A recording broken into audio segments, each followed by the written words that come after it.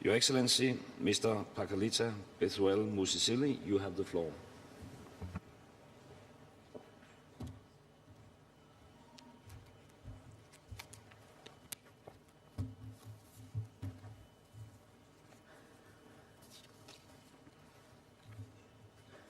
Your Excellency, Prime Minister of Denmark, Your Excellency, President of COP15, Your Excellencies, Heads of State and Government, Your Excellency, Secretary General of the United Nations, Honorable Ministers, the Executive Secretary of the UNFCCC, distinguished ladies and gentlemen.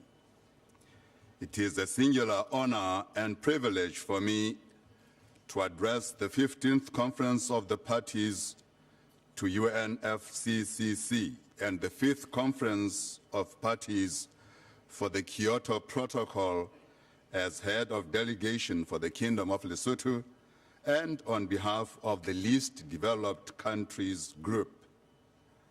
I take this opportunity to congratulate you, Mr. President, upon your election to lead the UNFCCC process during the critical next 12 months.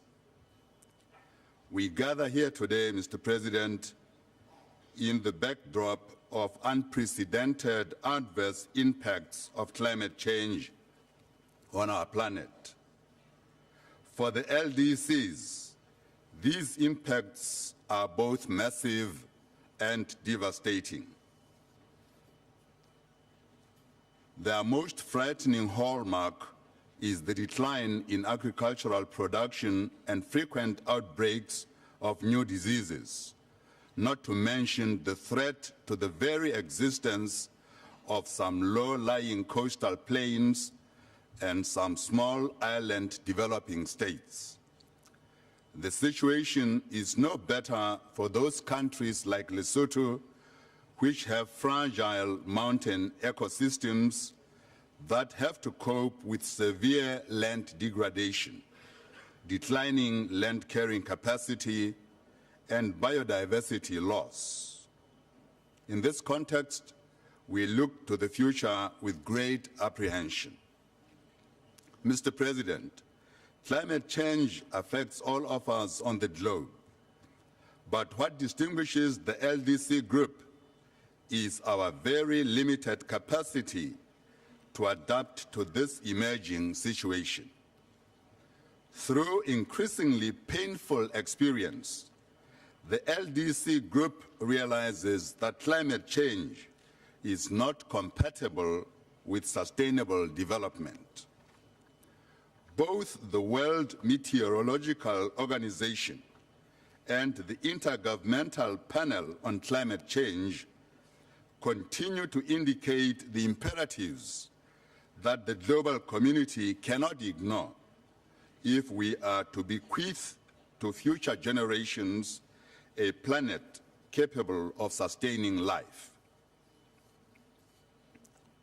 We therefore have to develop at this historic COP a regime based on objective scientific analysis to address the challenges of climate change. Decisions that will be taken at this COP are likely to be the most defining for the future of life on this planet, both immediately and in the long term. Mr. President, distinguished delegates, COP15 and CMP5 meet here in Copenhagen to consider the report of the two-track process of negotiations that commenced in Bali 2 years ago. One track is expected to come up with a new greenhouse gases reduction regime, which is to come into effect after the end of the first commitment period under the Kyoto Protocol in 2012.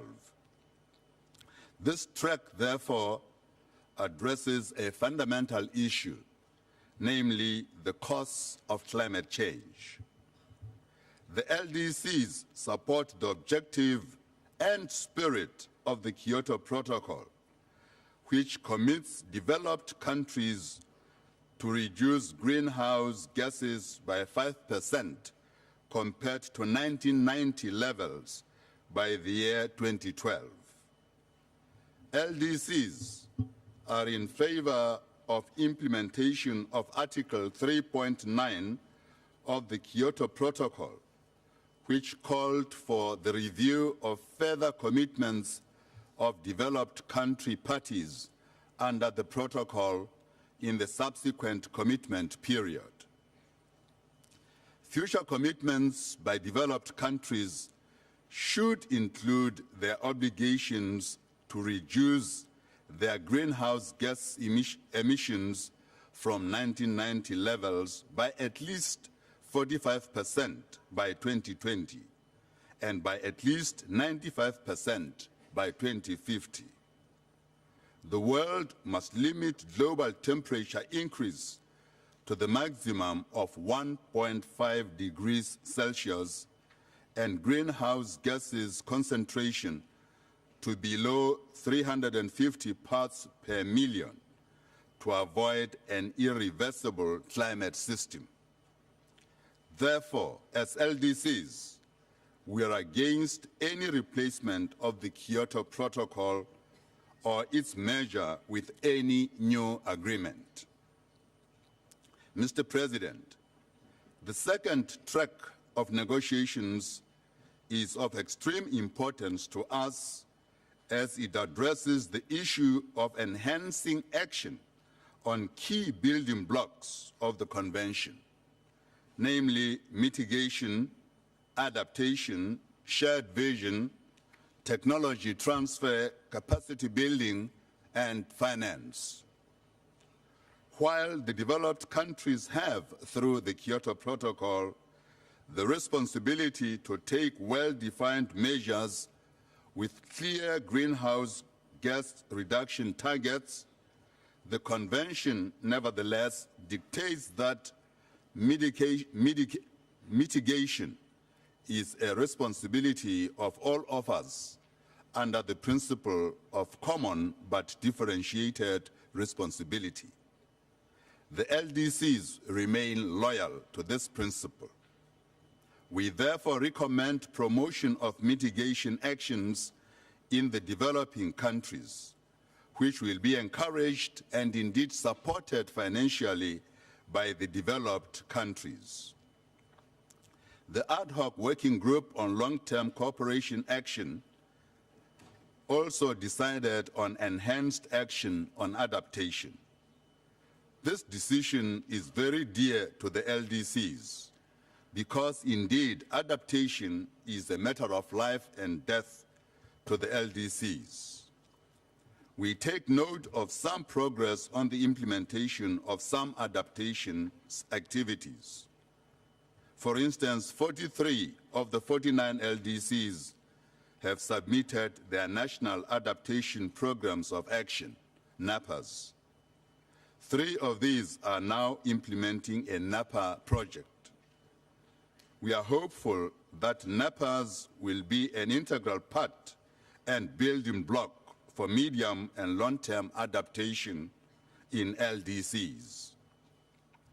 The overall cost of implementing NAPAs is estimated at $2 billion.